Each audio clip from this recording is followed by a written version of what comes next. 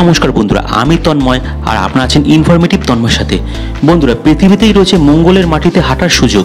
হ্যাঁ বন্ধুরা, আপনারা ঠিক শুনছেন। নিশ্চয়ই আপনার বিশ্বাস হচ্ছে না, তাহলে আমার আজকের এই প্রতিবেদনটা প্রথম থেকে শেষ পর্যন্ত দেখুন। বন্ধুরা, পৃথিবীর এক জায়গার সঙ্গে মঙ্গল গ্রহের হুবহু একটি মিল রয়েছে। এখানে পৌঁছালে মঙ্গল গ্রহে পায়ে হেঁটে ঘোরার স্বাদ আপনি ভোগ করতে পারবেন। পৃথিবীর বুকে বসে মঙ্গল গ্রহের মাটিতে ঘোরার স্বাদ পেতে চাইলে পৌঁছে যেতে হবে একটা জায়গায়। সেখানেই রয়েছে মঙ্গল গ্রহের মাটিতে সময় কাটানোর সুযোগ, তাও পৃথিবীতে বসেই। এখন মঙ্গল গ্রহ সম্পর্কে অনেক তথ্য পাওয়া যাচ্ছে।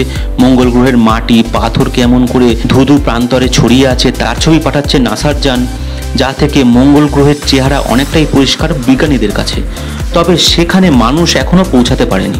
কিন্তু মঙ্গল গ্রহের মাটিতে ঘোরার স্বাদ যদি পৃথিবীতে বসেই আপনি পেতে চান, তাহলে প্রকৃতিই সেই জায়গা তৈরি করে রেখেছে। এজন্য বন্ধু, আপনাকে পৌঁছে যেতে হবে দক্ষিণ আমেরিকার চিলিতে। হ্যাঁ বন্ধুরা, আপনারা ঠিক শুনছেন। চিলির আটাকামা মরুভূমির নাম কে না শুনেছে। এই আটাকামা মরুভূমিতে আপনি যদি ঘোরেন, তাহলে আপনার মনে হবে যেন আপনি লাল গ্রহের মাটিতেই ঘুরছেন। তাই পৃথিবীর বুকে মঙ্গল গ্রহের মতো স্থান বলতে আটাকামা মরুভূমিকেই চিহ্নিত করা হয়ে থাকে। এই আটাকামা মরুভূমিতে কিন্তু বৃষ্টি হয় না, তাই তা এতটাই শুকনো যে মঙ্গলের শুকনো লালচে মাটির মতো মনে হয়। এখানে হাঁটলে মনে হবে যেন মঙ্গলের মাটিতেই আপনি ঘোরাফেরা করছেন। তবে কিন্তু বন্ধুরা, এক্ষেত্রে একটা বিস্তর ফারাক রয়েছে। মঙ্গলের আবহাওয়া ঠান্ডা, কিন্তু সেক্ষেত্রে আটাকামা মরুভূমি ভয়ঙ্কর গরম একটা অঞ্চল।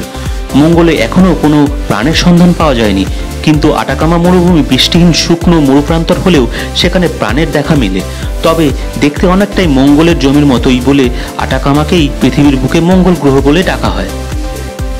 তাহলে বন্ধুরা, আজকে জানতেই পারলেন যে আপনি যদি মঙ্গল গ্রহের মাটিতে ঘোরার ইচ্ছা প্রকাশ করেন, তাহলে চলে যান দক্ষিণ আমেরিকার চিলিতে।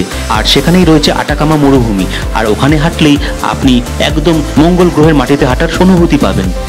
তাহলে বন্ধুরা, আজকের ভিডিওটা আপনার কেমন লাগলো কমেন্ট করে অবশ্যই জানাবেন। ভিডিওটা ভালো লাগলে একটা ছোট্ট লাইক দিয়ে দেবেন। চ্যানেলে নতুন হলে চ্যানেলটা সাবস্ক্রাইব করে নিয়ে বেল আইকনটাকে অন করে দেবেন। তাহলেই আমার পরবর্তী সমস্ত ভিডিওর আপডেট আর নোটিফিকেশান চট করে আপনাদের মোবাইল স্ক্রিনে পৌঁছে যাবে।